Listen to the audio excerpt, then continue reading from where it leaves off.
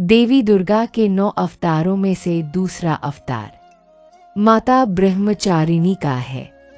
देवी के इस अवतार की पूजा नवरात्रि के दूसरे दिन की जाती है। माँ का नाम ब्रह्मचारिणी 2 शब्द है, ब्रह्म और चारिणी से मिलकर बना है। जहाँ ब्रह्म का अर्थ है तपस्या, वहीं चारिणी का अर्थ है आचरण करने वाली, अर्थात ब्रह्मचारिणी का शाब्दिक अर्थ है तप का आचरण करने वाली। महादेव को अपने पति के रूप में पाने के लिए की गई कठोर तपस्या के कारण ही देवी के ब्रह्मचारिणी स्वरूप का जन्म हुआ था। तो आइए जानते हैं माँ ब्रह्मचारिणी के तप की अनंत कथा। देवी ब्रह्मचारिणी का स्वरूप अत्यंत शांत एवं मनोरम है। उनके दाएं हाथ में जप की अक्षय माला और बाएं हाथ में कमंडल सजा हुआ है। इस स्वरूप में माता बिना किसी वाहन के नजर आती है। नवरात्रि के पावन त्योहार के दूसरे दिन माता ब्रह्मचारिणी की विधिपूर्वक पूजा की जाती है। देवी ब्रह्मचारिणी के महात्म्य की कथा महादेव के प्रति उनके प्रेम और निष्ठा से जुड़ी हुई है। माँ दुर्गा का यह अवतार मनुष्य को निष्ठा और वैराग्य की सीख देता है। उनकी कथा की महिमा का उल्लेख भागवत महात्म्य और मार्कंडेय पुराण के कुछ जगहों पर मिलता है। माता सती के आत्मदाह के बाद समस्त सृष्टि जैसे श्रीहीन हो गई थी और महादेव भी उदासीन हो गए थे। देवताओं ने महादेव की ऐसी हालत और दानवों के उत्पीड़न से परेशान होकर आदिशक्ति का ध्यान किया। तब देवी आदिशक्ति ने सभी देवगणों को वचन दिया कि वह बहुत जल्द पर्वतराज हिमालय के घर कन्या रूप में अवतरित होंगी। आदिशक्ति के दिए हुए वचन के अनुसार देवी ने हिमालय और मैना के घर जन्म लिया। पर्वतराज की पुत्री होने के कारण देवी पार्वती शैलपुत्री कहलाई।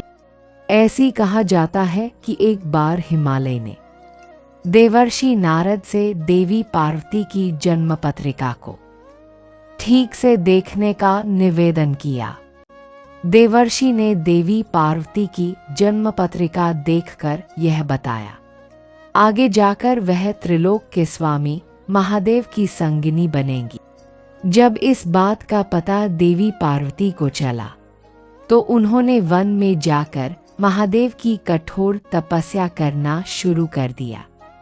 इस कठोर तपस्या के दौरान देवी ने भोजन के रूप में सिर्फ फल और फूलों को ग्रहण किया। फिर उन्होंने सूखे बिल्व पत्रों को ग्रहण करते हुए अपनी तपस्या को जारी रखा। एक समय ऐसा भी आया जब देवी निर्जला और निराहार महादेव की तपस्या में लीन हो गई। देवी के इतने कठिन तपस्या के साक्षी सभी देवी देवता एवं ऋषि मुनि बने। जब देवी का शरीर उनकी कठोर तपस्या के वजह से कमजोर हो गया, तब सभी देवताओं और ऋषियों ने इस तपस्या से प्रसन्न होकर उन्हें यह आशीर्वाद दिया कि उनका विवाह महादेव के साथ ही संपन्न होगा। मान्यता है कि देवी का यह स्वरूप भक्तों को अनंत फल प्रदान करने वाला है। उनके इस स्वरूप को समस्त विद्याओं की जननी माना गया है। नवरात्रि के दौरान कुंजिका स्तोत्र का पाठ करने के बाद दुर्गा सप्तशती का पाठ करना काफी लाभदायक माना जाता है। भक्तजन विशेष मंत्र के द्वारा भी देवी ब्रह्मचारिणी की आराधना करते हैं।